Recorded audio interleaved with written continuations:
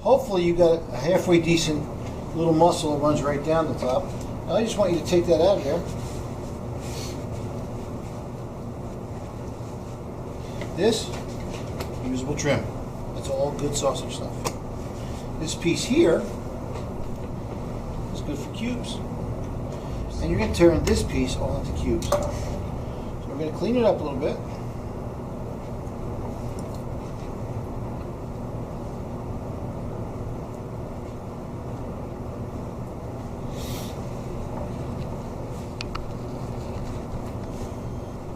You're going to be the sculptor again. Make it square.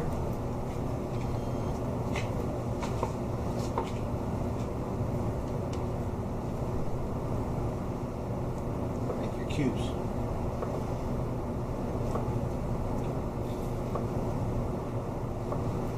Maximum utilization is the key to success. Alright, I want you to use everything you can out of these next two pieces for cubes. Alright, so now we got to take the bone out of this baby. So that's that little piece. Hopefully you took it off the top without wrecking. You did, you did. It's too late now. This one is our main concern. Alright. Again, let's go back to fat side down. Let's go back to the V away. Take the tip of your knife, put it right on top of that V, or on top of the tip of the V, and run it down the flat side of this bone. What I'm doing is taking this little muscle off. That's all I'm doing. Follow it right off. Boom, done. Take the tip of your knife and run it along the back of the bone, just to loosen things up a little bit. Go back to your starting position. Go back to your starting position. Now, instead of coming down the top like we did the first time, we're going to go up in here to the front and go underneath the bone. We're going to go underneath the bone. You're going to go in there as far as you can, as close to the bone as you can. See it? You can't go any further. It's all bone there. So now take your knife and you start to twist. I'm taking the meat off the bone. Butchers call that the sound of money. Okay? Put your fingers in there. Over, spin it around. Tip of your knife. Go over top of that bone.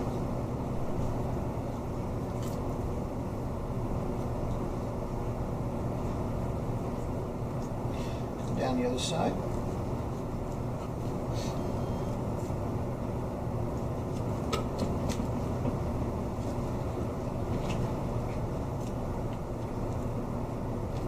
Basically, it's an up and over.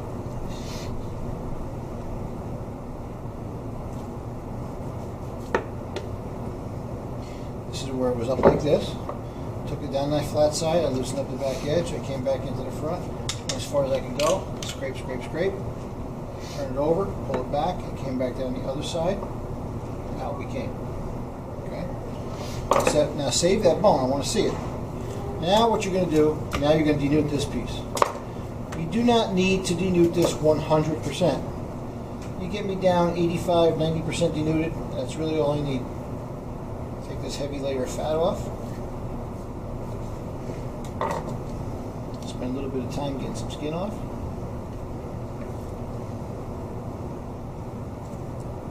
It's that damn pullover cut again, huh?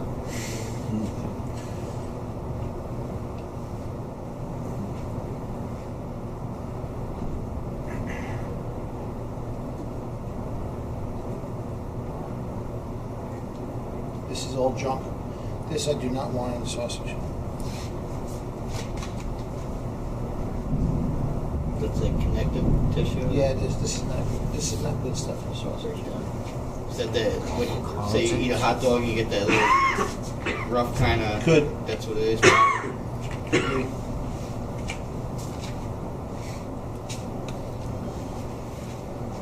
Okay, so I'm just cleaning up here is really all I'm doing. Common sense trimming, yes or no? Yes. Yes.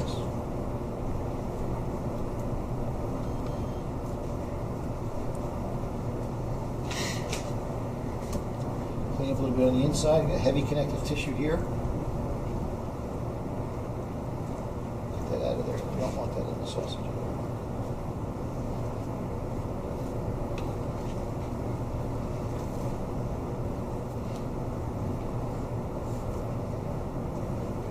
I make a kibasi. We make two different types of kibasi, just your standard everyday kibasi. And we also make what we call a country kibasi. And my country kibasi is nothing more than my standard kibasi mix, but I take these blade meats. And by the way, this is now called a cushion. The blade bone is out of it. Now we refer to this as the cushion. And you can buy cushion meat.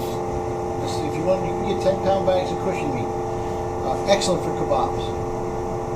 Excellent. Not good for cutlets. Too much work. Not enough to work with here to make cutlets.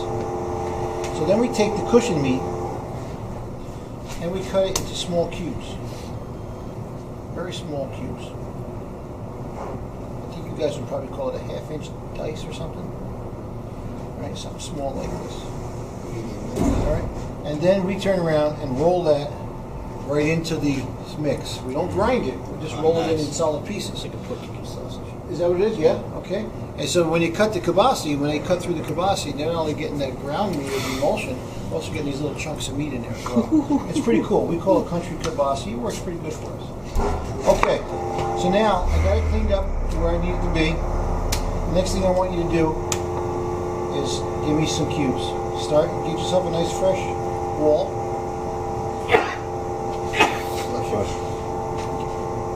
Make your 1-inch cubes, your 1-inch strips.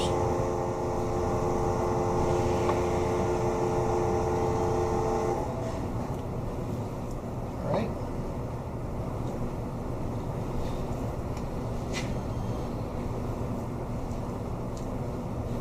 All right. And you should know what to do from here. You're the tailor again. Now here, so you look at this piece here. I see this end as a cube. You might look at it as being an end. I look at it as being a cube. Now I'll just cut it. Trim off the ends, get a little squareness.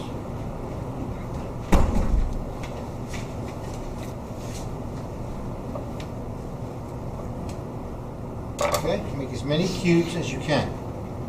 On a tray with butcher paper. You're going to show me all your cubes. As many as you can make. 1 inch by 1 inch by 1 inch. I'm going to be looking at your cubes. I need to see some good cubes. 1 by 1 by 1.